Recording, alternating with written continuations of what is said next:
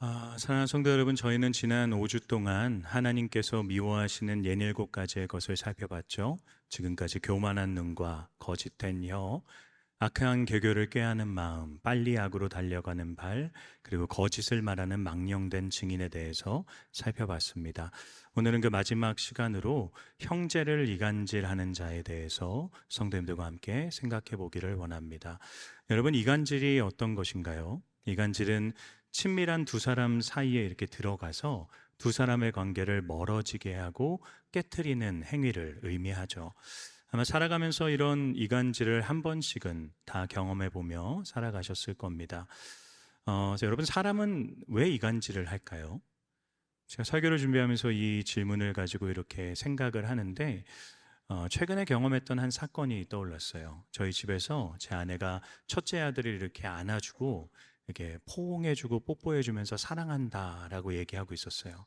제가 앉아서 이렇게 보는데 그림 같은 장면이더라고요. 근데 저 멀리서 둘째가 달려오기 시작했습니다.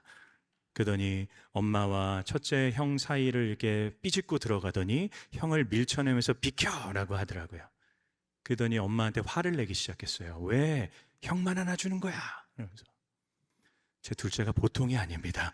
아, 여러분, 왜 제 둘째가 그런 이간질을 했을까요? 왜 이 그림 같았던 서로 좋았던 관계를 멀어지게 하고 깨트리는 겁니까? 형과 이 엄마의 사랑이 부러웠기 때문이죠.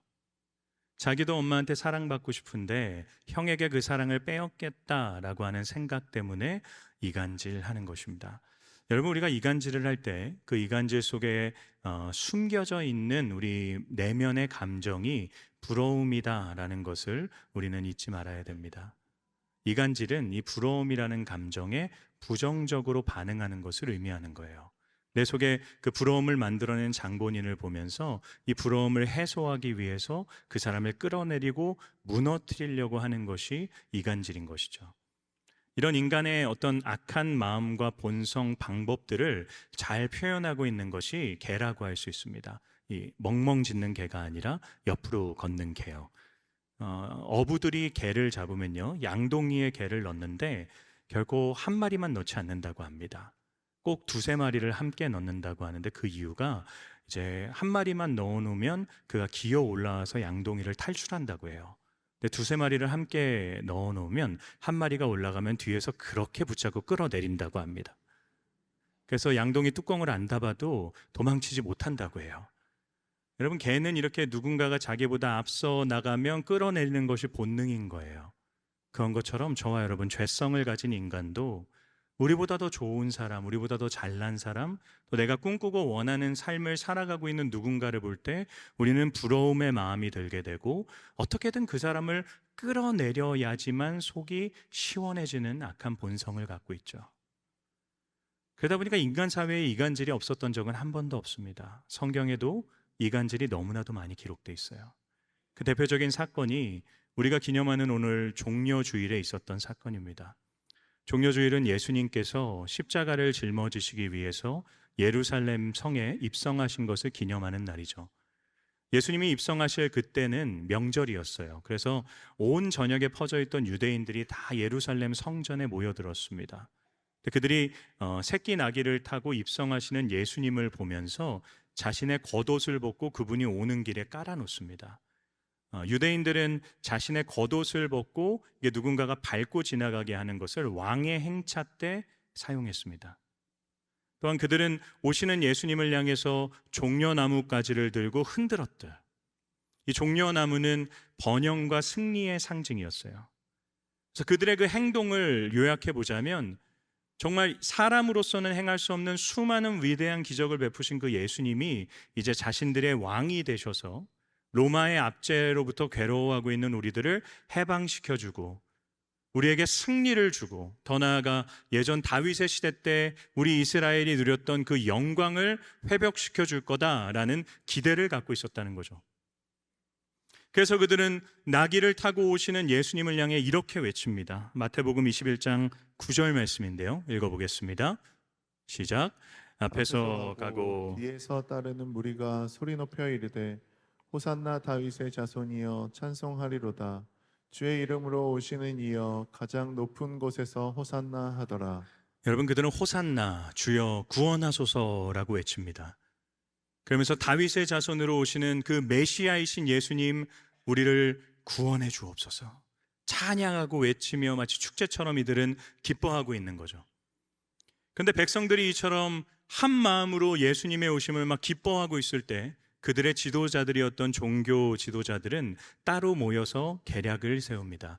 예수님을 죽이기로 결정해요. 여러분, 백성들은 기뻐하고 있는데 왜 그들의 지도자들은 예수님을 죽이려고 했을까요? 예수님이 부러웠기 때문입니다.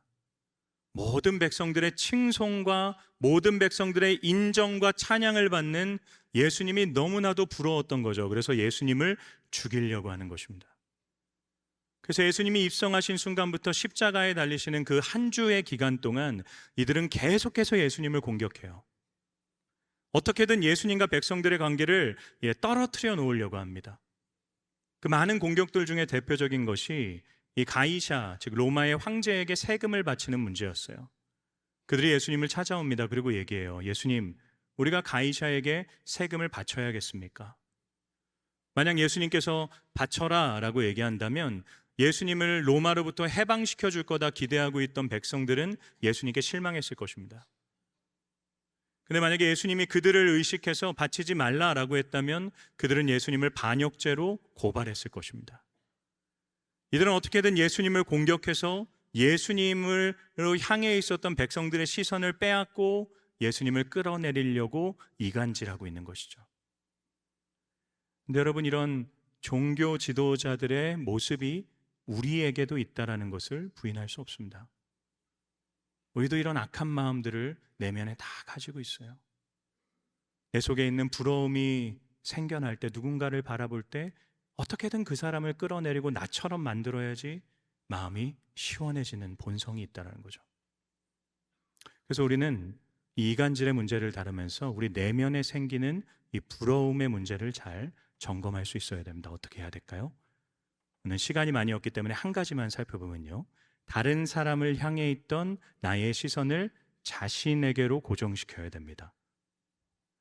여러분, 사단이 우리를 공격하는 가장 강력한 공격이 뭔지 아세요? 우리의 시선을 끊임없이 다른 사람에게로 돌리는 것입니다. 자신을 보지 않고 다른 사람을 보게 하는 것이죠. 여러분, 우리가 다른 사람을 바라보면 우리의 마음속에 생기는 감정은 두 가지입니다. 하나는 우월감, 하나는 열등감이에요. 다른 사람과 나를 비교해서 생각할 때 우리는 이 두 가지의 감정밖에 느낄 수가 없어요. 그런데 이 두 가지 감정은 다 우리를 건강하지 못하게 합니다. 우월감은 우리를 교만하게 해요. 누군가랑 비교하면서 나의 잘난 모습들을 끊임없이 발견하면서 그거에 만족을 누리다 보면 우리는 끝간데 없이 교만해집니다. 반대로 누군가와의 나를 비교하면서 내 마음속에 부러움이 생기고 그것을 열등감으로 계속해서 품고 그 사람을 바라보기 시작하면 우리는 그 사람을 미워하게 되고 더 나아가 자기 자신도 미워하게 됩니다. 그래서 다른 사람을 향한 시선을 계속해서 가지고 있으면 우리는 하나님이 내게 주신 좋은 것들을 놓치며 살아가게 돼요. 성경에서 이랬던 대표적인 사람이 사울이죠. 사울은 하나님이 참 좋은 것을 많이 주던 사람이었습니다. 그는 왕의 풍채를 가지고 있었어요. 그래서 성경이 뭐라고 얘기하냐면 사울이 다른 사람보다 머리 하나가 더 컸다라고 합니다. 키가 아주 컸죠. 등치도 좋았습니다. 그 당시에 모든 사람들이 이런 사람이야말로 왕이어야 됩니다라고 얘기했던 그런 모범이었어요. 그는 많은 백성들에게 존경과 인정과 사랑을 받았던 왕이었습니다. 그런데 어느 날 자신의 사위이자 자신의 충성스러운 신하였던 다윗이 자신을 위해 전쟁을 치르고 돌아왔을 때 백성들이 다윗을 칭찬하니까 그가 마음속에 부러움이 생기게 됩니다. 그리고 어떻게 합니까? 남은 자신의 모든 인생을 다윗을 무너뜨리는 일에 사용하게 돼요. 그리고 결국 전쟁터에서 비참하게 죽게 됩니다. 하나님이 자신에게 주신 그 풍성한 것들을 다 놓쳐버린 채로 끊임없이 다른 사람을 부러워하는 그 마음에 사로잡혀서 살다가 비참하게 자신의 인생을 끝내는 것이죠. 우리의 일상에도 이런 경우가 너무나도 많지 않나요? 제 아내는 성악을 전공했습니다. 제가 들었을 땐 제 아내 목소리가 참 이뻐요. 그런데 합창단 생활을 할 때 자기 후배 어떤 소프라노가 있었는데 그분의 목소리가 너무나도 듣기에 아름다웠대요. 그러면서 그 다음부터 어떤 생각을 하기 시작했냐면, 왜 나는 저 사람처럼 목소리가 좋지 않지? 끊임없이 그 사람의 목소리를 듣고 들으면서 왜 그러지 하다가 그 사람의 목소리를 흉내내면서 오랜 시간 슬럼프에 빠졌다고 합니다. 자기 목소리를 잃어버리게 된 것이죠. 여러분, 하나님께서 우리의 인생에 허락해 주신 좋은 것들을 우리는 비교할 때 놓쳐버리는 거예요. 물론 우리의 삶이 어떤 세상의 기준 앞에서 또는 다른 사람과의 비교 앞에서 참 부족해 보일 수도 있어요. 좀 억울한 감정이 드실 수도 있습니다. 그런데 우리가 기억해야 되는 것은 무엇이냐면, 내 삶은 우연히 이렇게 된 것이 아니라 하나님이 내게 허락해 주신 삶이라는 것입니다. 우리가 다른 사람을 향해 있었던 그 시선을 나에게로 고정시키면서 나를 바라보기 시작할 때 우리는 내 안에 살아계신 하나님을 경험하게 되는 것이에요. 내 안에 계신 하나님이 뭐라고 말씀하십니까? 너는 내 사랑하는 자다 말씀하세요. 그분은 우리를 사랑하시는데 인간의 유한한 사랑으로 사랑하시는 게 아니라 무한한 사랑으로 우리를 사랑하신다고 합니다. 우리를 위해 자기의 하나뿐인 아들도 아낌없이 내어주셨다, 하나님 말씀하고 계세요. 우리 안에서. 그런 하나님이 어찌 우리의 인생을 내버려 두시겠습니까? 그 하나님이 내게 허락해 주신 나의 삶입니다. 나를 사랑하는 하나님이 내가 미워서 또 나를 벌하시기 위해서 허락하신 나의 삶이 아니라 아들까지도 아낌없이 내어주시면서 얻으신 나의 삶이라는 것이죠. 내 인생은 세상의 기준 앞에서, 사람들과의 비교 앞에서 좀 부족해 보일 수 있지만 나를 사랑하신, 나를 가장 잘 아시는 하나님이 허락해 주신 인생입니다. 그렇기 때문에 여러분, 우리는 비교의식 앞에서 나를 미워하고 다른 사람을 미워하는 인생을 택하는 게 아니라 허락해 주신 하나님의 뜻이 무엇인지를 구할 수 있어야 되는 것이죠. 이걸 잘 보여주는 것이 요한복음에 등장하는 날 때부터 맹인이었던 한 사람의 이야기예요. 이 사람은 날 때부터 앞을 보지 못했습니다. 제자들이 지나가면서 물어요. 저 사람은 누구의 죄 때문에 저렇게 된 겁니까? 이게 얼마나 무례한 질문입니까? 뭘 전제하고 있는 겁니까? 저 사람은 하나님이 미워하시는, 하나님께 버림받은 사람입니다 라는 걸 얘기하는 거잖아요. 근데 그들의 질문을 들은 예수님이 이렇게 대답하세요. 우리 요한복음 9장 3절 말씀 한번 읽어보겠습니다. 시작. 예수께서 대답하시되 이 사람이나 그 부모의 죄로 인한 것이 아니라 그에게서 하나님이 하시는 일을 나타내고자 하심이라. 예수님께서 뭐라고 말씀하십니까? 하나님께서 그 인생을 통해 하시고자 하는 일이 있기 때문에 이 사람을 이렇게 창조한 거다 말씀하시죠. 여러분, 하나님께서 저와 여러분의 인생을 그 모습으로 허락하신 이유는 여러분의 인생을 통해 하시고자 하는 일이 있기 때문인 것을 믿습니다. 우리의 인생에 하나님이 완전하신 계획과 그분의 뜻을 허락해 놓으셨어요. 내가 물어야 되는 건, 내 인생은 왜 저 사람에 비해서 이렇지? 그 부러움 가운데서 이간질하고 시기하고 나를 미워하며 사는 게 아니라 하나님이 허락하신 내 인생에서 나는 무엇을 할 수 있지를 물어야 되는 거죠. 그래서 여러분, 여러분의 마음속에 부러움이 차오르고 그 부러움 때문에 누군가를 미워하는 자리로 끊임없이 나아갈 때 여러분, 이 퍼즐 게임을 기억하세요.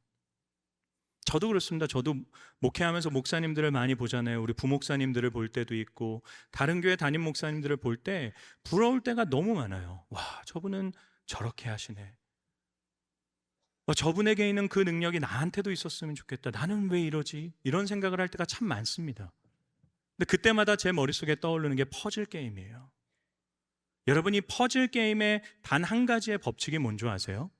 똑같은 조각은 하나도 없다라는 것입니다. 똑같은 조각이 2개 있잖아요. 그러면 그 퍼즐판은 완성되지 않습니다. 모든 조각이 각기 다 달라요. 그래서 어떤 조각은 물론 화려하고 크고 되게 핵심이 되는 조각일 수도 있어요. 빛날 수도 있어요. 어떤 조각은 하늘을 구성하는 것처럼 그냥 주변을 돌아봐도 다 똑같은, 아무런 특징도 없고 아무런 대단함도 없는 것 같은 조각일 수 있습니다.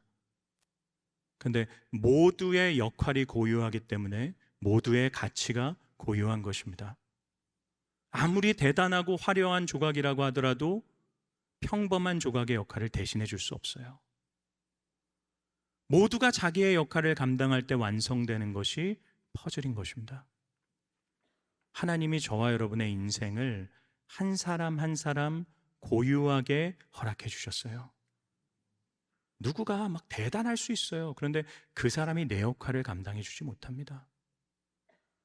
하나님이 내게 허락해 주신 나의 인생을 통해 이루고자 하시는 그분의 뜻이 있습니다. 그래서 우리에게 필요한 것은 무엇인 줄 아세요? 충성입니다. 우리는 끊임없는 비교의식에서 벗어나서 내 삶을 돌아보면서 내 인생을 허락하신 하나님께 충성할 수 있어야 됩니다. 오늘 하루 나를 통해 하나님이 영광을 받으셔야 됩니다. 오늘 하루 나를 통해 하나님의 뜻이 이루어져야만 합니다. 여러분, 그걸 우리가 몰두하고 생각할 때 다른 사람을 향한 시선이 거두어질 수밖에 없어요. 물론 여러분, 하루하루 그렇게 하나님을 위해 살아가는 내 삶이 세상의 기준 앞에서 사람들과 비교했을 때 뭐 그렇게 대단하고 화려하지 않을 수 있습니다. 그런데 의미 없지는 않습니다. 왜냐하면 언젠간 하나님께서 다시 오실 것이고 그때 그분께 칭찬받을 것이기 때문이에요. 그분이 오십니다. 그리고 우리의 삶을 다 달아보고 계신 그분께서 그날에 우리와 결산하실 것입니다. 그분이 어떻게 결산하십니까? 여러분, 예수님은 결코 우리가 이루어낸 수치로 우리를 판단하지 않으세요. 주인은 5달란트 맡은 종이 5달란트 남기고 2달란트 맡은 종이 2달란트 남겼을 때 똑같이 칭찬했습니다. 주인은 얼마인지를 중요하게 생각하지 않으세요. 수치를 중요하게 생각하지 않으십니다. 주인에게 있어 중요한 것은 충성입니다. 저에게 적용해 보자면 네가 얼마나 큰 교회를 맡았느냐가 아니에요. 너가 맡았을 때 얼마나 교회가 성장했느냐가 아니에요. 얼마나 많은 자들을 네가 구원했느냐, 네가 어떤 도구로 쓰였느냐가 아니에요. 네가 하루하루의 인생을 나를 위해서 충성했느냐를 그분은 물으신다는 것이죠. 여러분의 삶도 마찬가지입니다. 내가 대단하고 화려한 일 못할 수 있습니다. 그런데 하나님이 허락하신 내 인생, 나는 그 하루의 삶을 얼마나 주님을 위해 사용하였습니까? 언젠가 주님이 우리에게 그걸 물으신다는 거죠. 사랑하는 성도 여러분, 그래서 이 예배당을 떠나는 여러분에게 제가 이 성경 구절을 좀 드리고 싶어요. 선물로. 신명기 39장 16절 말씀입니다. 띄워주시겠어요? 함께 읽어보겠습니다. 시작. 이스라엘이여, 너는 행복한 사람이로다. 여호와의 구원을 너같이 얻은 백성이 누구냐? 그는 너를 돕는 방패시요 내 영광의 칼이시로다. 내 대적이 내게 복종하리니 내가 그들의 높은 곳을 밟으리로다. 아멘. 하나님 우리에게 너는 행복한 사람이다 말씀하십니다. 영원하신 하나님이 우리 안에 함께 거하고 계십니다. 그분이 우리의 인생을 통해 영광 받기를 원하고 계십니다. 한 주간 시작되는 나의 삶이 세상의 기준 앞에 보잘것없이 느껴진다라고 할지라도 그것 때문에 자신을 미워하고 누군가를 미워하는 인생이 아니라 내게 주어진 오늘 하루의 삶에서 하나님께 영광이 되어지는 저와 여러분의 삶이 될 수 있기를 주님의 이름으로 축원합니다.